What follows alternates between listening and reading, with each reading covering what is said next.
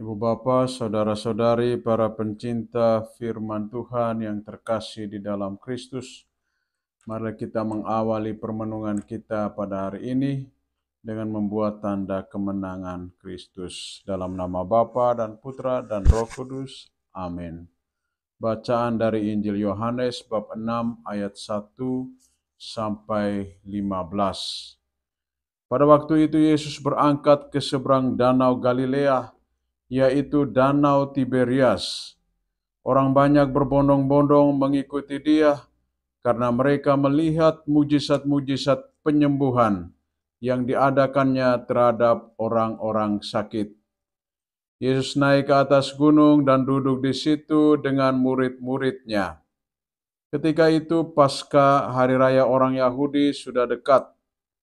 Ketika Yesus memandang sekelilingnya dan melihat bahwa orang banyak berbondong-bondong datang kepadanya, berkatalah ia kepada Filipus, "Di manakah kita akan membeli roti sehingga mereka ini dapat makan?"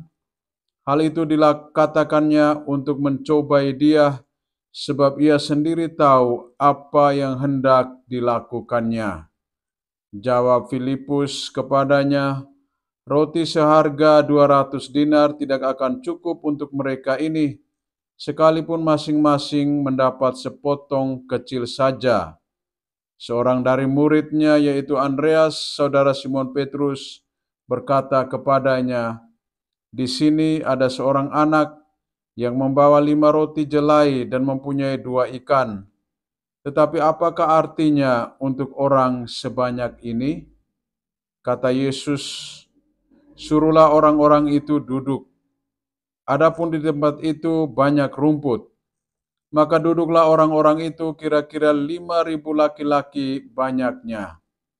Lalu Yesus mengambil roti itu, mengucap syukur dan membagi-bagikannya kepada mereka yang duduk di situ.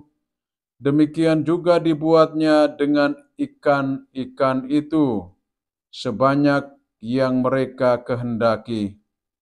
Dan setelah mereka kenyang, ia berkata kepada murid-muridnya, "Kumpulkanlah potongan-potongan yang lebih supaya tidak ada yang terbuang." Maka mereka pun mengumpulkannya dan mengisi 12 bakul penuh dengan potongan-potongan yang lebih dari kelima roti jelai yang lebih setelah orang makan. Ketika orang-orang itu melihat mujizat yang telah diadakan Yesus, mereka berkata, "Dia ini benar-benar nabi yang akan datang ke dalam dunia."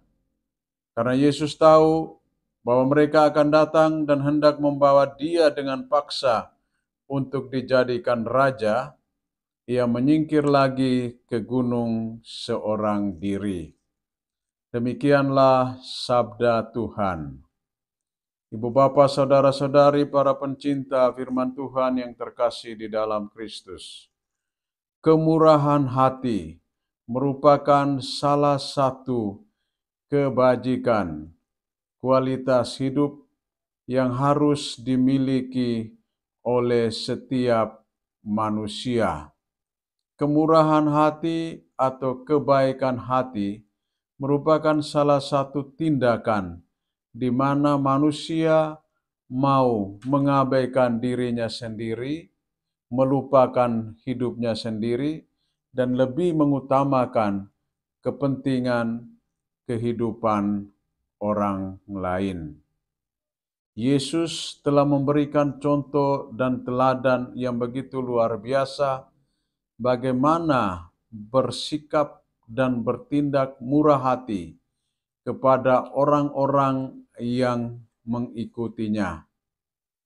Mereka mengikuti Yesus karena telah melihat banyak mujizat yang dilakukan oleh Yesus, antara lain menyembuhkan orang-orang yang sakit, yang buta melihat, yang tuli mendengarkan, dan yang lumpuh berjalan.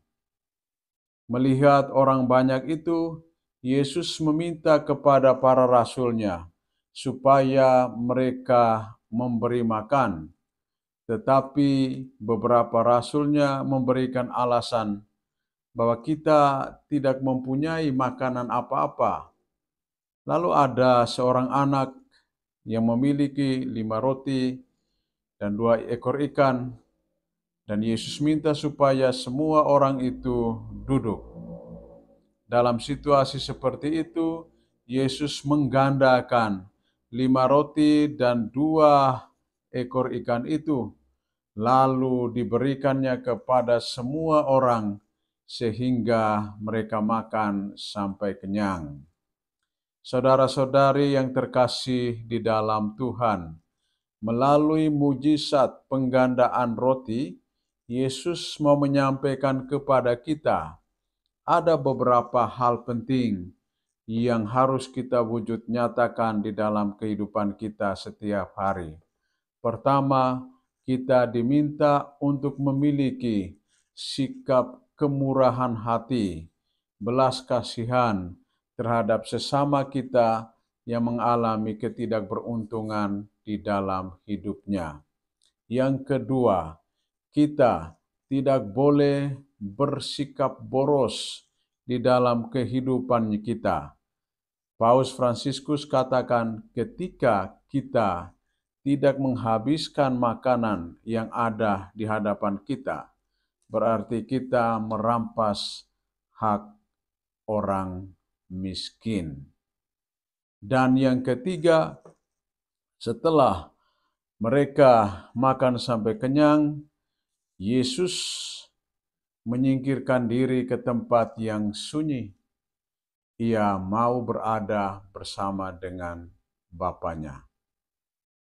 Tuhan mengundang kita supaya senantiasa berada bersama dengan Allah di dalam hari-hari hidup kita.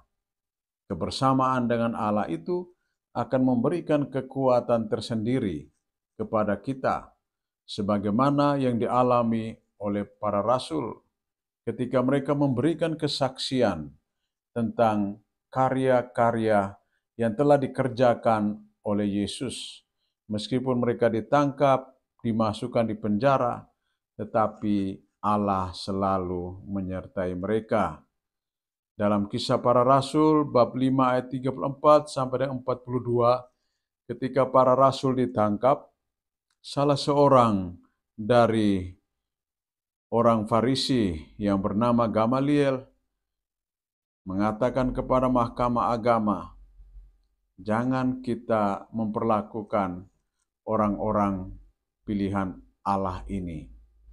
Jika apa yang mereka wartakan berasal dari manusia, maka itu akan lenyap. Tetapi jika mereka mewartakannya dari Allah, tak seorang pun yang mampu menghalangi mereka. Jika kita berjalan bersama dengan Allah, maka tak ada sesuatu pun yang dapat melawan dan mengalahkan kita. Semoga Tuhan membantu dan menolong kita di dalam perjuangan hidup kita setiap hari. Dalam nama Bapa dan Putra dan Roh Kudus. Amin.